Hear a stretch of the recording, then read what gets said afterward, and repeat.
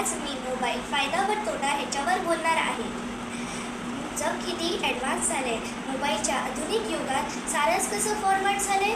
सकाळी उठल्यापासून ते रात्री झोपेपर्यंत आयुष्य आता कॉपी पेस्ट झाले. सोशल नेटवर्किंगमध्ये वावरणं झाले.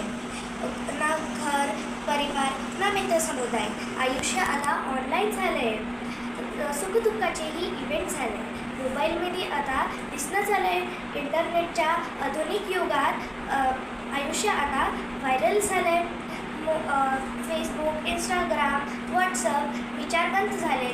आयुष्य आता खूपच बदलले आहे. मोबाईल हे तंत्रज्ञानाचे आणि विज्ञानाचे उत्पादन आहेत.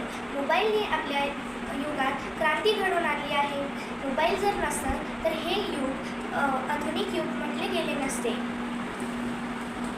मोबाईलने आपण आपल्या मित्रांशी, नातेवाईकांशी व आपल्या जवळपास लोकांशी बोलू शकतो व त्यांना मोबाईलवर बघू पण शकतो.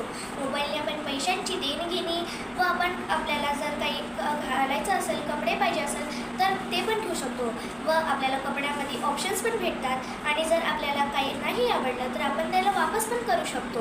मोबाईलवर जर आपल्याला काही आलं नाही तर ते बघू शकतो. आपल्याला क्वेश्चन आन्सर्स काही पण करू शकतो. इतके सगळे फायदे असून पण लोकांचे मोबाईल जास्त बघितल्यामुळे डोळे खराब होत आहेत. डोळे चुरचुरत आहेत, चष्मा लागतो आहे व जास्त वेळ मोबाईल बघत बसण्यामुळे लठ्ठपणा वाढतो आहे. काही वाईट बुद्धीचे लोक डाटा हॅक करून अकाउंटमधले पैसे पण काढतात. हे आपल्याला नाही करायला पाहिजे. मला एकच म्हणायचं आहे की सुखी जीवन जगायचं असेल तर मोबाईल कामापुरताच वापरायला पाहिजे.